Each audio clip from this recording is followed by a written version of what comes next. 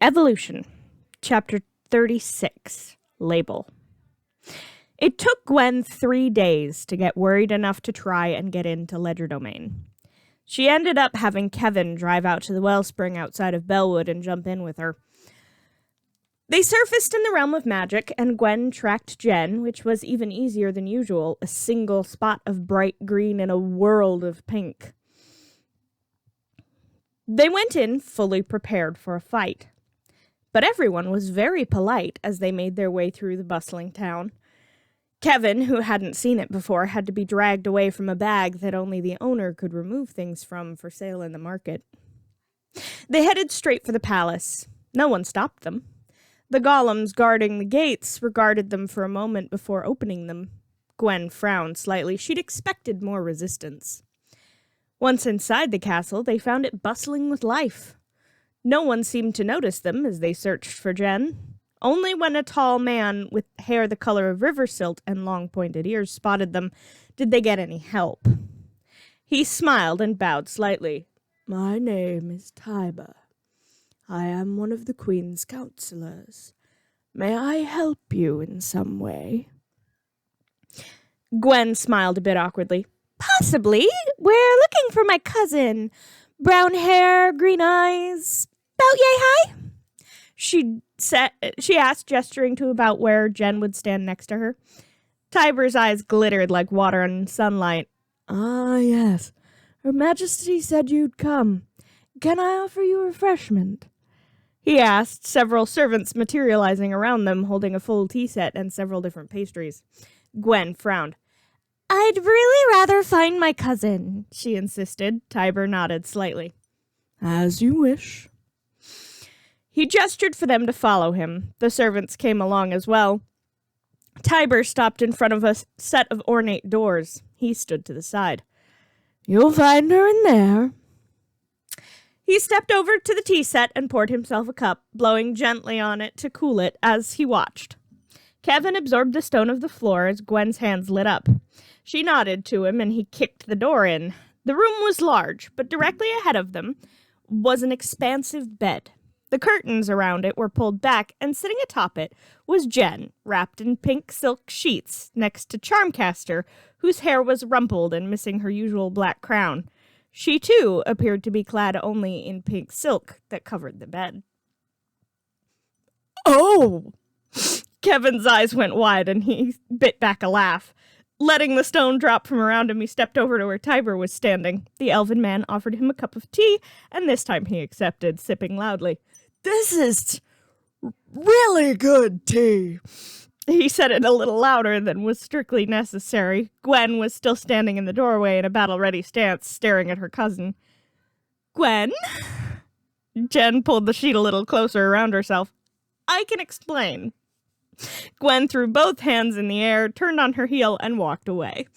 Charmcaster laughed. "You should go catch her." She teased Jen as she waved a hand. Both of them were dressed in an instant. Jen threw aside the silk sheet and grabbed her guitar from its resting place beside the bed. Charmcaster laughed again as the brunette raced out of the room, following her cousin. Kevin nodded to Tiber in thanks and followed the Tennysons. It took Jen a minute to catch her cousin and pull her into an empty chamber so no one else could interrupt them. Kevin slipped in after them. "You and Charmcaster?" Gwen sounded appalled. Jen rolled her eyes. "You and Kevin Levin." Kevin snorted, wrapping an arm around Gwen. "She has a point, Gwen." Gwen glared between the two as Jen tried in desperation to fix her hair. Gwen shook her head. "Are you two dating now? I really don't understand what's happening." Jen sighed. "We decided we didn't want to put labels on it. It's something we both needed." "What exactly?" Gwen demanded. Kevin looked about ready to stick his fingers in his ears just for his own safety. "Intimacy. A connection with someone. Look, I'm not sorry, Gwen." Gwen sighed. "I don't expect you to be sorry." Quite the contrary, really. Jen looked more like herself than she had since they'd found out Agrigor was using the Ultimatrix to track the Andromeda aliens. Gwen sighed again. Your parents are worried about you missing so much school, Jen swore. There was a knock at the door. If you're done in the closet. Jen shook her head, a fond smile on her face as she opened the door. Charmcaster stood there looking immaculate and smiling slightly. It probably is about time I sent you home, though, she said to Jen with a grin, and as she pulled her into a kiss, Kevin averted his eyes. Charmcaster winked at her as she led the trio out to the back garden to send them home. She summoned the doors and winked at Jen. Come back any time. Jen waved back at her as they stepped through the doors and onto the spit of rock that held the doors to anywhere. Jen gestured them to follow her, and they loaded onto the ship that still sat anchored to the rocks. Jen dropped them off at Kevin's car and flew the ship back to base. She ended up grounded for a month for disappearing, put on light duty, and having several extra long sessions with her therapist after everything that had happened. But she was feeling better about the whole ordeal than she had since it began. They received word that the Andromeda aliens had arrived home safe and sound. The Max Force was fully recovered, although most of them weren't speaking to Kevin at the moment. Jen caught up with her homework, and Julie coached her through studying for their English final. All too soon, school was wrapping up, and they decided to celebrate by getting out of the city for a few days. After all, what could go wrong on a fishing trip? Chapter 37, Kindred. Racing Kevin to the campsite was fun. Nearly getting squished by a crashing escape pod was less so. Gwen tried to open it and cut her finger on a jagged edge of the damaged ship.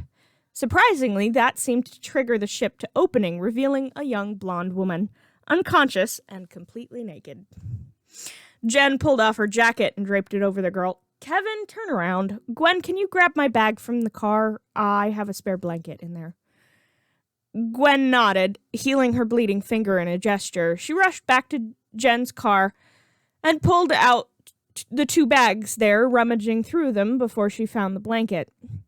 She tossed it to her cousin, who carefully tucked it around the girl who was beginning to stir. How about you two head to the campsite and start setting up? I'll catch up once she's awake. Gwen nodded, dragging Kevin away. Jen sighed. The blonde stirred and sat up, holding the blanket to herself. Where am I? Jen smiled slightly. You're about 200 miles from Bellwood, California, on Earth. My name's Jen Tennyson. What's your name? The blonde stared at her, big bright eyes confused. I don't know. Finding an amnesiac alien who looked very human was not how the camping weekend was supposed to go, but the girl was sweet. It took a while to coax any kind of name out of her. She had a vague memory of being called Eunice, and seemed to like the name, so that was what they stuck with. She was kind and apologized for nearly everything. Jen helped her to her feet, still wrapped in the blanket. Come on, I have some spare clothes you can borrow. Eunice smiled at her, green eyes twinkling. Thank you. Why are you being so nice to me? Jen shrugged. It's sort of what I do. Kevin rolled his eyes as Jen scooped up her bag and the two girls headed off into the forest so Eunice could change in peace. Jen handed her a pair of jeans and a black tank top from her bag and frowned as she found the notebook at the bottom of it. She hadn't thought about it since she'd found out Agregor had been using her to track the missing aliens. It was the field notebook Kai and Gregory had used for their translation of the Forever Knights journal. She flipped it open as she waited for Eunice to finish getting dressed. The last entry was still bookmarked. The king has granted me my request. Jen frowned, flipping back an entry. It had been so long she'd forgotten what the knight was requesting. He wanted to go out after the Dagon on his own, citing some curse that would possibly save him where others had died. She flipped back to the other entry. After a long talk with him, he has agreed that the Dagon must be dealt with. However, he is not sending me alone. I worry that I may not be able to defend the other knights he has sent along with me. They know nothing of my curse, nor anything of magics that exist in the world. Jen raised an eyebrow. Except for the mention of his curse, this was the first time the knight had mentioned magic. She was about to read on when she sensed someone standing over her shoulder. She looked up and smiled at Eunice. Feel a bit better? She asked as she closed the notebook. Eunice nodded. Yeah, thank you. Jen stood as a cardinal landed on Eunice's shoulder. Jen stared, a smile breaking over her face. I've never seen a wild bird actually land on someone before. Eunice smiled and held up a finger for the cardinal to jump onto. It did so, allowing her to pet it as Jen watched in awe. Would you like to pet him? Eunice asked. Jen stepped slowly closer, not wanting to spook the bird. He allowed her to run a finger down his back before he flew away. Jen laughed as she picked up her bag. That was actually really cool. Come on, we should help Kevin and Gwen set up the campsite. Eunice nodded and fell into step beside her. She glanced at the notebook under her arm. What is that? Oh, this? Well, it's a bit of a mystery. A friend of mine and I found it in...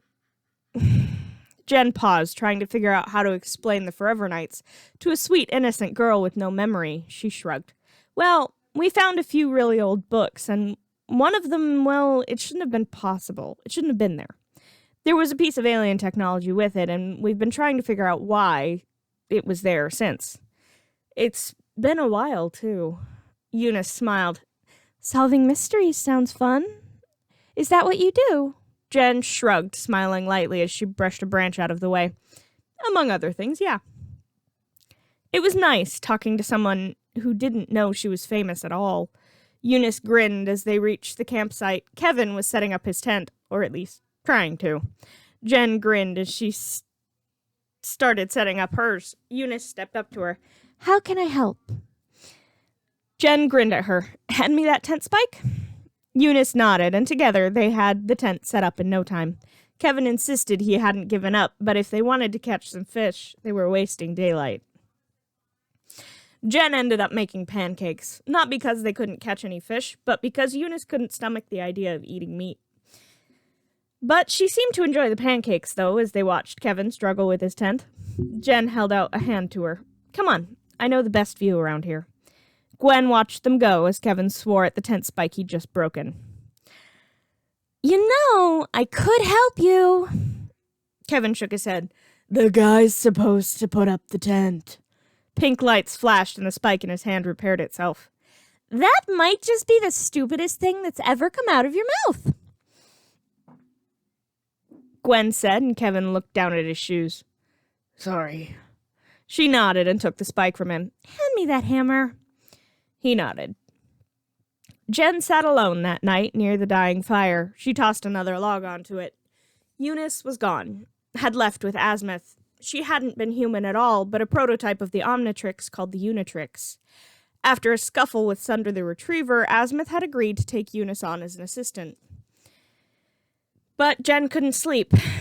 She hoped Eunice would be okay on Primus. Hopefully it would feel as much like home to her as it had to Jen the one time she'd been. Sighing, Jen pulled the notebook out of her bag again. She flipped it open to where she'd left off and began to read again. The Dagon is more powerful than I could have ever imagined. Many a knight perished in the fight, but there may yet be a ray of hope. Tonight, I was visited by a fey being. Jen frowned. This must be the Galvin, then. She and Gregory were still in slight debate about this, but the writing on the tapestries had definitely been Galvin. Jen kept reading. He was unimpressive in stature, but held himself with the dignity of the wisest of men. He had a gift for me. It is a sword, the likes of which I have never seen. It cleaves through stone and flesh alike. But the sword came with a warning. It could wield the power to defeat the Dagon, but in the wrong hands, or with the wrong intent, it could cause the fall of the world. Jen frowned as she remembered the vision she'd seen when she touched the green book as stardust. There had been a gleaming sword there. She frowned and flipped the page. It has been long since I wrote here. For a time I feared I would not have the chance again. The Dagon is powerful beyond imagining. Even with the Fey Sword Ascalon, I feared I would be unable to defeat the beast. But another miracle may have granted me the assistance I need to master the many abilities of the sword. I would not have believed it had I not witnessed it myself. She appeared from thin air in a swirling pink mist. She was a tall figure with gleaming stone skin and silver hair. Jen frowned. An Apollonite on Earth that long ago? It didn't make sense. Shaking her head, she read on. I had been struck down by a blow from the Dagon. Though it seemed to bypass my curse, I could not die, knowing that this beast was loose upon the world. At her touch, my wound closed. She beat back the Dagon's minions, summoning arrow after arrow from the air itself. But once the enemy was routed, she underwent a transformation. Jen frowned. Apollonites didn't transform. She is no older than my girl was when she and her mother were slain by the Dagon. Some of the men think that perhaps she was sent by the Fey Swordsmith to help defeat the creature. She wears his symbol, so it is possible. We return to the castle tonight. By then, I hope to be able to question this being on her origin and purpose here. Jen jumped as Kevin's tent flap opened. She breathed out as he smiled sheepishly. Sorry, didn't mean to scare you. She shook her head. You didn't. She insisted, but he didn't seem to buy it.